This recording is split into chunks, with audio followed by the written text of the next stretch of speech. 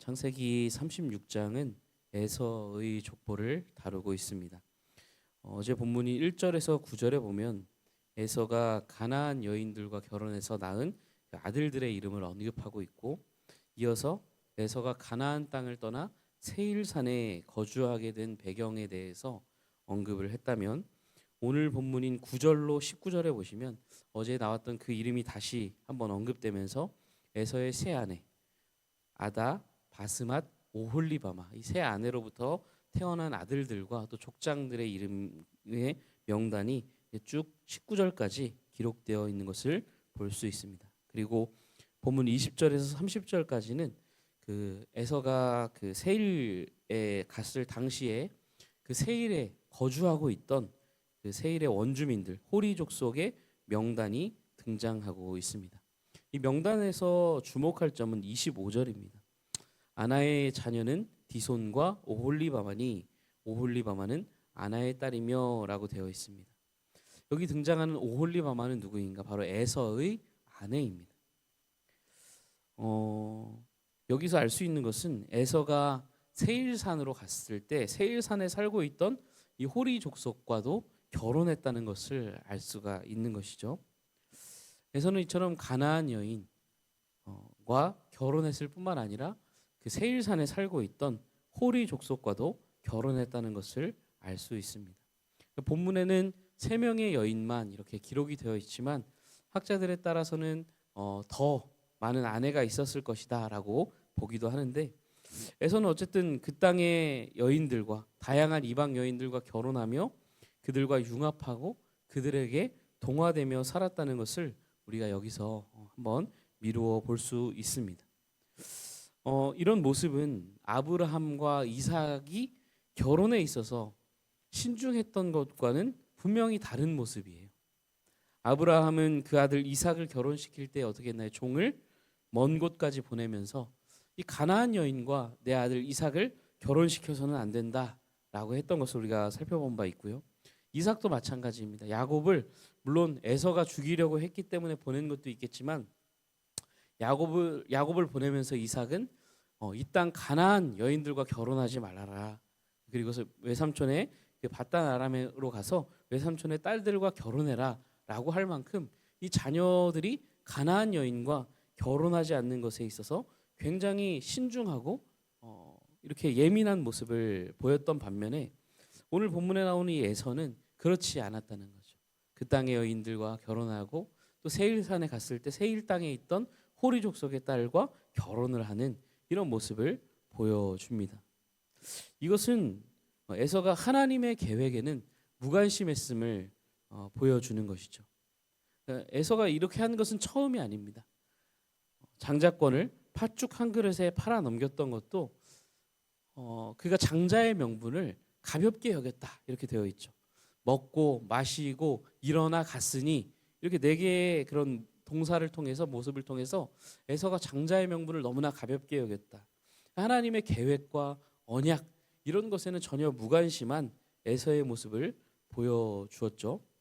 가나안 땅을 떠난 것도 마찬가지예요. 어제 본문에서 에서가 가나안 땅을 떠난 것은 야곱과 에서의 소유가 많았기 때문이다. 그래서 함께할 수 없었기 때문이다라고 기록하고 있지만 합리적인 이유 때문에 세일로 가긴 했지만 아무튼 그가 약속의 땅인 가나안을 버리고 세일로 갔다는 것은 그가 하나님의 약속과 언약에는 무관심했다는 것을 보여주는 겁니다. 물론 하나님께서 그 태중에 있을 때 에서가 아닌 야곱을 택하신 것이 사실입니다. 이 족속이 저 족속보다 강하겠고 큰 자가 어린 자를 섬기리라. 이미 하나님이 복중에 있을 때 야곱을 선택하신 것이 사실이에요. 그러나 이것이 에서의 책임을 면제해 주는 것은 아니라는 거죠. 우리가 이렇게 볼 수 있는 것처럼 에서는 스스로 하나님의 약속에 무관심한 모습을 보입니다. 하나님의 약속을 가볍게 취급하고 이렇게 하는 모습을 보이는 거죠. 이 에서가 언약의 후사에서 제외된 것에는 그의 책임이 분명히 있었다라는 거예요. 우리도 하나님의 주권과 섭리를 이야기하면서 때로는 책임을 회피하려 들 때가 있어요. 하나님의 주권과 섭리 때문에 책임이 면제된다. 하나님의 섭리 때문에 내가 이렇게 행동하게 되는 거야 라는 식의 반응을 보일 때가 있다는 거죠.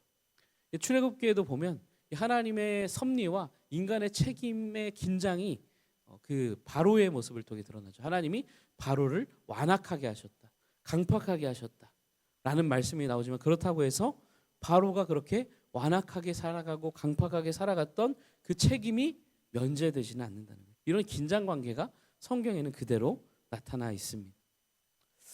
우리는 이렇게 하나님의 주권과 섭리 때문에 나는 어쩔 수 없이 이렇게 살아가게 되는 거야 라고 말하면서 우리의 책임이 마치 면제되는 것처럼, 그렇게 살아도 되는 것처럼 생각해서는 안 된다는 거죠. 올바른 모습이 아니라는 겁니다.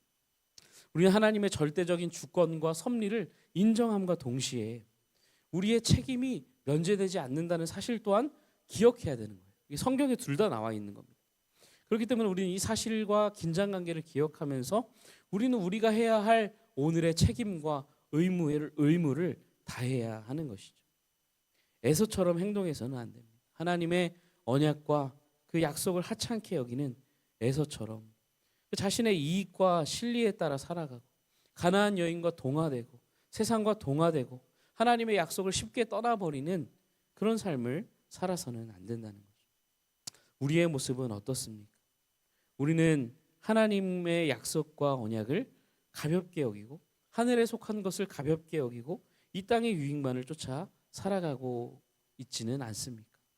골로새서 3장의 말씀처럼 땅의 것이 아닌 하늘의 것을 찾고 위의 것을 찾고 위의 것을 생각하는 우리의 삶이 될 수 있기를 주님의 이름으로 축복합니다. 우리 31절로 39절에 보면 당시 에돔 땅을 다스리던 왕들의 명단이 등장해요.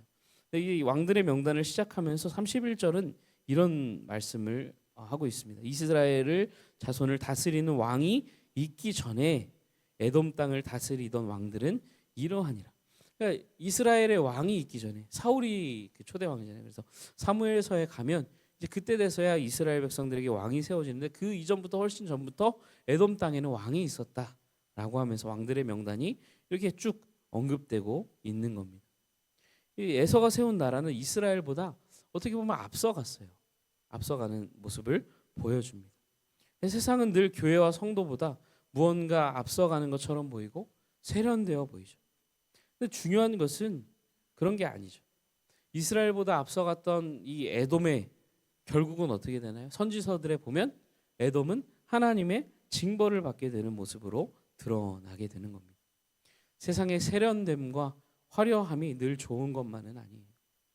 중요한 것은 하나님의 그 말씀을 따라 살아가고 그 하나님의 언약 안에 있느냐, 우리가 하나님의 뜻 가운데 살아가느냐, 그것이 훨씬 더 중요한 일이라는 것이죠. 오늘 우리의 삶이 이와 같기를 바랍니다. 하나님의 약속을 따라가는 삶, 하늘의 것을 구하는 삶, 그래서 하나님을 영화롭게 하는 제주그린교회 우리 모든 성도님들의 삶이 되시기를 주님의 이름으로 축복합니다. 기도하겠습니다.